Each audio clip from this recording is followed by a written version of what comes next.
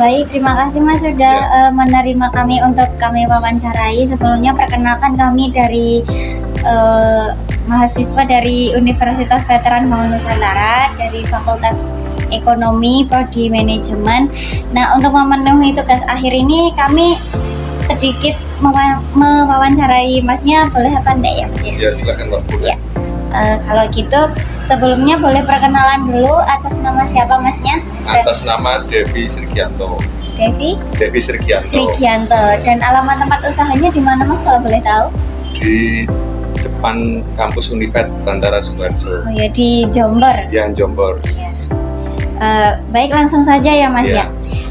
Untuk pertanyaan pertama, kalau lagi mau ambil keputusan buat usaha, misalnya nambah menu baru atau naikin harga atau beli bahan baku, biasanya Masnya pertimbangannya apa aja dan gimana caranya tahu kalau keputusan yang Mas ambil itu udah tepat? Kalau untuk nambah menu tidak ada Mbak, karena kaitannya kan dari segi harga bahan baku, bahan pokok kan semuanya berpengaruh. Dan kalau untuk naikin harga mungkin dilihat dari harga pokok yang di pasar, nanti mengikutilah, jadi nggak langsung naik dengan drastis ya, kita melihat pelanggan yang ada, jadi agar terjangkau untuk kalangan dari mahasiswa maupun masyarakat umum.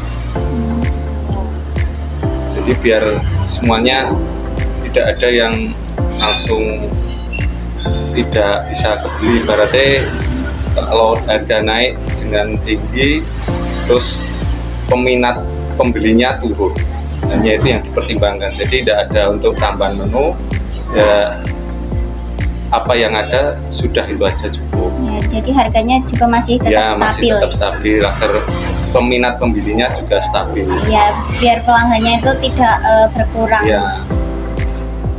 Baik, langsung ke pertanyaan selanjutnya ya Mas. Monggo. Menurut Masnya, gimana sih cara nentuin harga makanan yang pas? Jadi pelanggan tetap merasa harganya itu masuk akal, tapi usahanya juga tetap diuntungkan.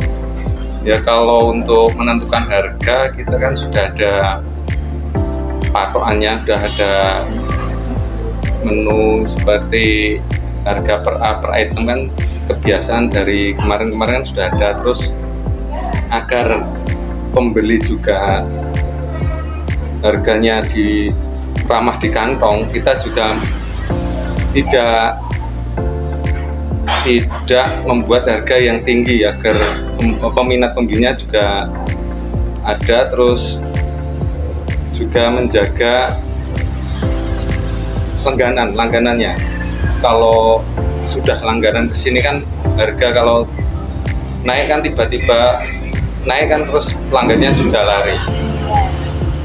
Jadi tidak menaikkan harga secara drastis, kita juga ngambil untungnya juga sedikit aja. Ya, tapi tetap diperhitungkan gitu ya Mas. Untungnya sedikit asal, tapi stabil gitu aja.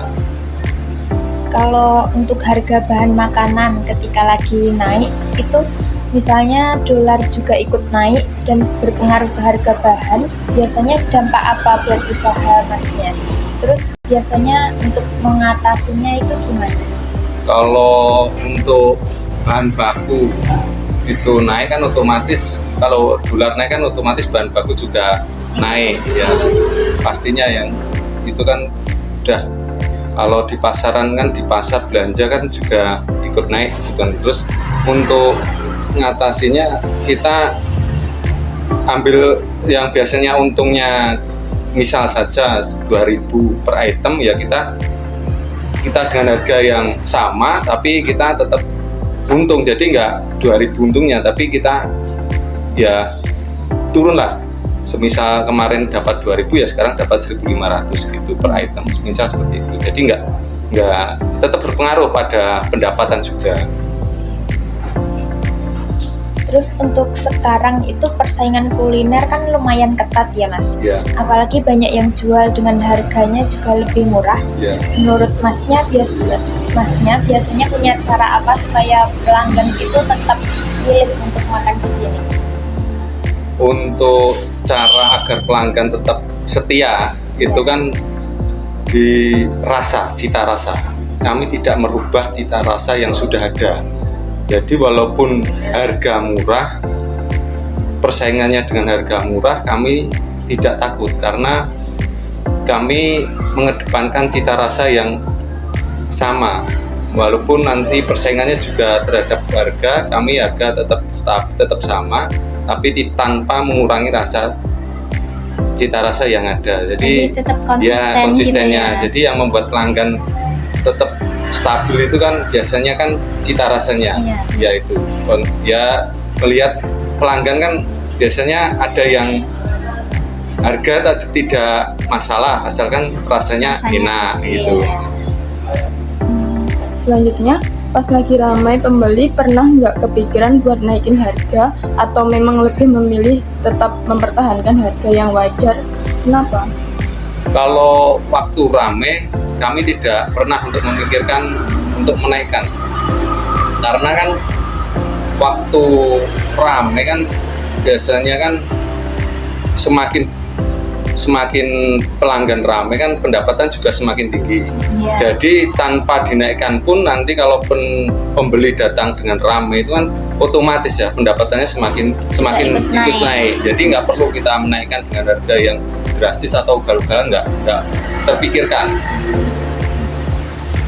Selanjutnya, soal kebersihan dan keamanan makanan, apa aja yang selalu Masnya perhatikan supaya pelanggan merasa nyaman dan yakin makan di sini?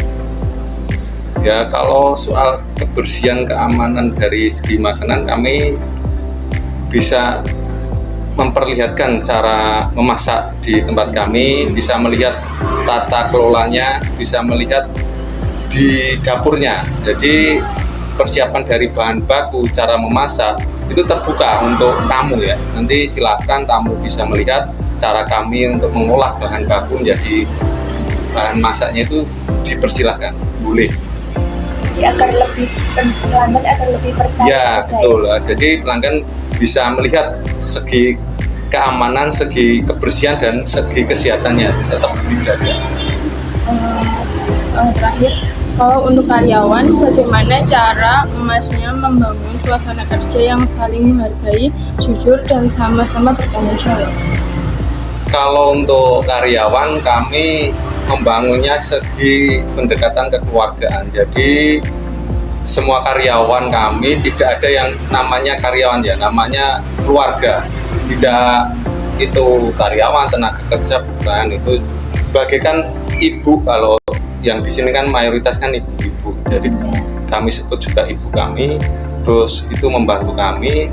Jadi tidak ada itu namanya tenaga kerja karyawan. Jadi kita bangun sifatnya kekeluargaan untuk menjaga satu dengan yang lain agar tidak ada gap di antara kita, antara yang punya warung ataupun yang membantu. Jadi sama, kita bekerja sama, tidak ada itu yang membantu, itu ada pemilik, itu tidak ada. Jadi sistemnya saling membantu gitu aja. Ya, jadi saling bekerja sama. Ya, saling mengisi, ya betul. Begitu. Jadi tidak ada rasa kayak atasan dan bawahan. Ya betul, ya. Gitu, jadi sama-sama berjalan itu beriringan. Jadi bersama untuk saling mengisi, saling membantu. Nggak ada yang namanya tenaga kerja atau karyawan, nggak ada.